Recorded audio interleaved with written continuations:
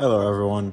This is going to be a brief introduction slash walkthrough of what the idea for Lab 2 is. So first of all, what are we looking at? We are not looking at a cylinder anymore. Lab 2 is looking at airfoils. We have not gotten there yet, but we will be talking about theoretically how to analyze airfoils in lecture. So like Lab 1, we'll be playing a little bit of catch up. But for Lab 2, we are looking at a Clark Y airfoil in the wind tunnel. It's mounted to a Sting force balance, which is going to measure under this aluminum sleeve on this rod here. It's going to use strain gauges to directly measure normal force, axial force, and pitching moment. So just a callback to AE 160. Normal force is going to be measured and taken perpendicular to this axis. Axial force is parallel to the axis of this cylinder here, and pitching moment is about a point relative to about here, but you'll get some dimensions so you can figure out what is the pitching moment, whether nose up or nose down of this airfoil. So the way we're going to do this is we're going to have this airfoil in the wind tunnel at speed, and we are going to test it over a range of angles of attacks.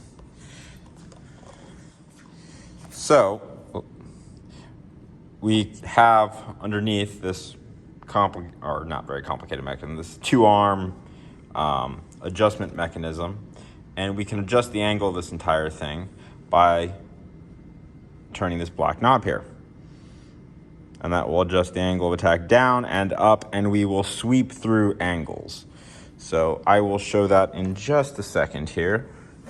I'll plug this in really quick. Here we go. Okay, so if we open up Aerolab, we are no longer going to be looking at pressures. We are going to be looking at forces directly. So our menu is going to look a little bit different. The controls up here are the exact same. We are going to care about this angle value all of a sudden though. Oh, hold on, one second. Important detail, it helps if the force balance is plugged in.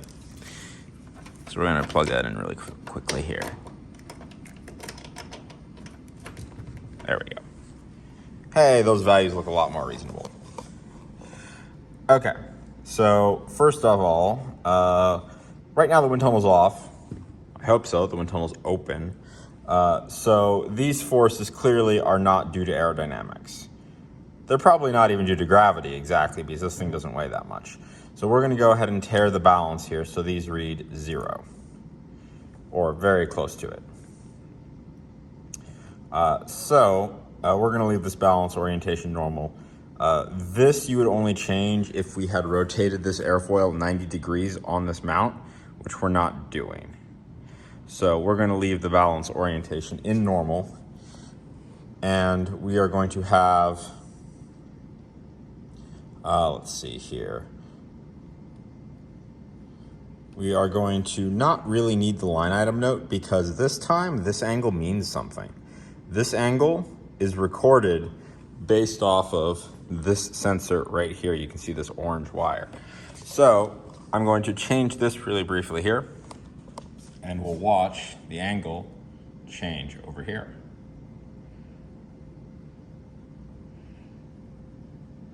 So we are directly measuring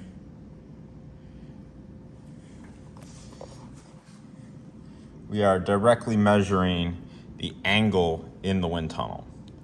What we will do is I will measure an offset of what this measures relative to the bottom surface of the airfoil. It should be pretty good, but we're going to measure the bottom surface of the airfoil, measure any difference between when this is level and when this is level. So if that bottom surface of the airfoil is level, this may or may not say some value that's other than 0. We're going to record whatever that is. The chord of this airfoil is actually inside of the airfoil slightly and is going to be offset from the bottom surface of this airfoil by some fixed angle. So by looking up the geometry of this airfoil, by knowing the angle of the bottom surface and the angle that this reads, we can map this accurately to the angle of attack of this airfoil. And what we're going to do here is, first of all, we're going to just take a brief look, make sure nothing is hanging around the wind tunnel. Doesn't appear to be anything loose in here. This appears to be pretty rigidly, as rigidly fixed as it gets.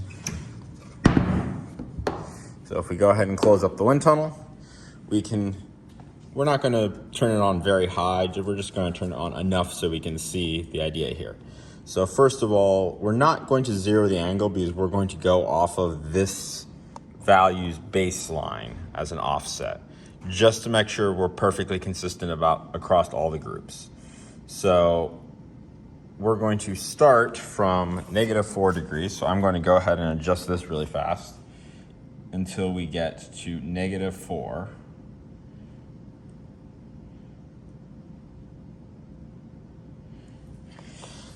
So this is probably slightly below 0 degrees angle of attack, but not by much. So we're not going to zero angle. Again, we want to leave this alone, but we do want to zero the speed, and we do want to turn on the wind tunnel. So what we're going to do here, and actually notice that these values change. This is a correction we're going to have to make. We can tear the balance at any one angle of attack, but the moment we change the angle, these values are going to change because the amount of force that's going to normal force, going to axial force, and the moment arm is going to change as we change the angle of attack. So what we're going to have to do is we'll take the data with the wind tunnel on, but we'll also need to take a set of data with the wind tunnel off.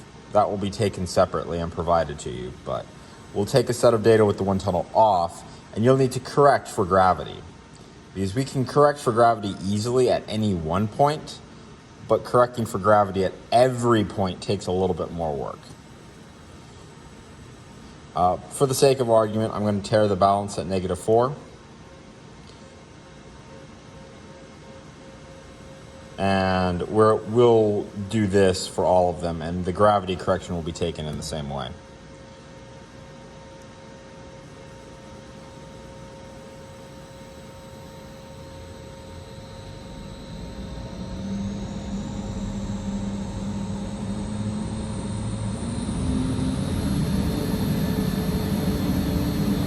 And we can see, and I'm leaving this lower than we're going to actually use it.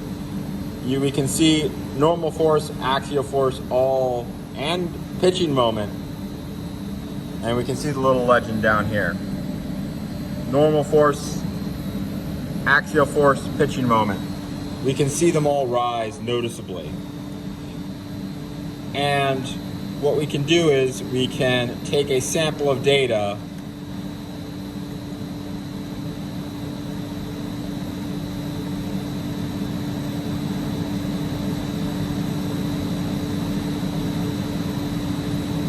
every 1 degree. So we can take a sample, we can change the angle,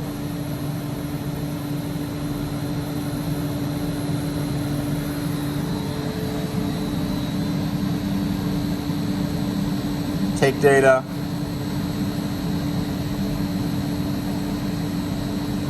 etc., incrementing the angle by 1 and taking data. I might change this on the fly depending, but for the moment assume we're going to do 50 samples. And we don't need a line item note because it's going to record this in the output file. And we'll see, let me turn this down, and we'll see exactly how normal force, axial force, and pitching moment change as a function of angle of attack. And we'll be able to take this and compare it with thin airfoil theory, which makes predictions for thin airfoils, which this is a not particularly thin airfoil, but it's not a particularly thick one either.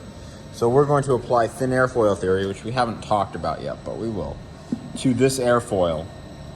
and compare, much like the cylinder theory from potential flow theory and thin airfoil theory, against reality in the wind tunnel.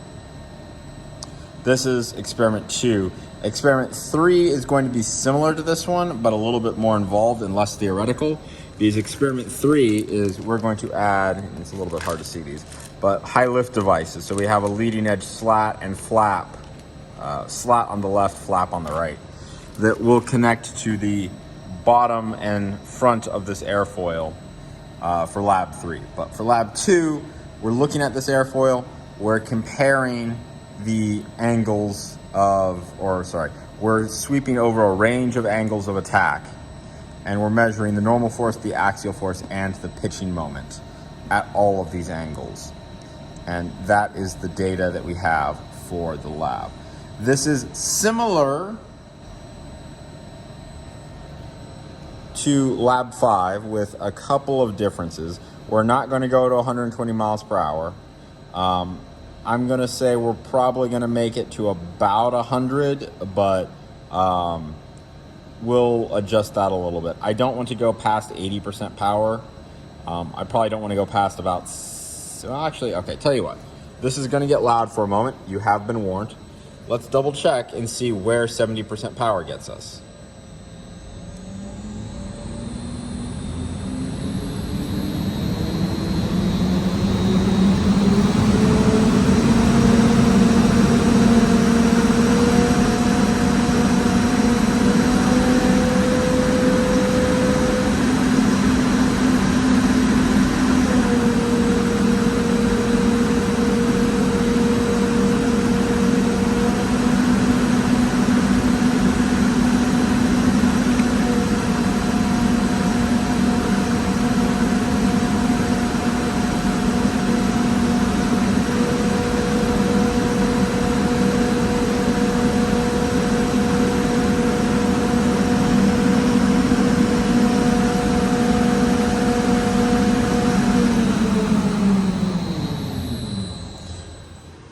We're going to look at 100 miles an hour instead of 120, and we're not looking at the slat or flap yet, but this is conceptually experiment 5 in the lab manual. Conceptually, we are deviating a little bit. We're starting at -4 degrees instead of 0 like it calls out. Let's see here. Oh no, it does say start at -4. And it says go to 2 degrees. But we're going to go in 1 degree intervals up until we noticeably see a stall, basically. And we're going to more or less stop when we see a stall, but we might go a couple degrees past. We're not going to use high lift devices, so that doesn't apply. Let's see here. So 66.5% gets us about 100 miles an hour. We're going to start at -4 degrees and go in 1 degree intervals. It won't take very long. It'll go pretty quickly here. And yeah, that'll basically be it. We'll have normal force. So again, normal force, axial force, and pitching moment, nose up is positive, for this airfoil. And we'll compare that against theory, which we haven't gotten to yet. So you'll again have a few weeks where we play catch up on the theory. But we can see here, just for sanity check, if I push up on the airfoil, so I'm pushing on the bottom surface of the airfoil right now, we can see that we have a positive pitching moment. A little bit of axial force and definitely a positive normal force. If I push down on the airfoil, it makes sense. We have a negative normal force, negative pitching moment, nose down, and our axial force, again, is still small but finite. If I push on the front of the airfoil, pushing back, our axial force jumps way up, which we would expect. If I pull forward on the airfoil, our axial force goes negative. So this is reading how we'd expect. Nose up is positive pitching moment. Up is positive normal force. Back is positive axial force. So this is the normal coordinate system we'd expect for measuring the forces on airfoils. That should pretty much be it. I'm going to go ahead and stop this recording. But again, let's remember the high levels. We're going to be going to 100 miles an hour. So that's about 66.5% power in this configuration. We will need to use speed lock. I forgot to mention that because we will be changing the angle of attack. So it will get louder. It's going to start at its quietest and it will get louder. We do have earplugs should you wish to use them. I do rather recommend it at these noise levels, but I'll consider it optional, just encouraged at these noise levels. And again, we're going to sweep from -4 degrees up until we notice they stall, and go just a little bit further than that. And we're looking at normal force, axial force, and pitching moment on this airfoil. And this is a Clark Y, specifically I believe a Clark Y-14 airfoil. So I will go ahead and end this recording here, and I will see you all in the lab for this experiment.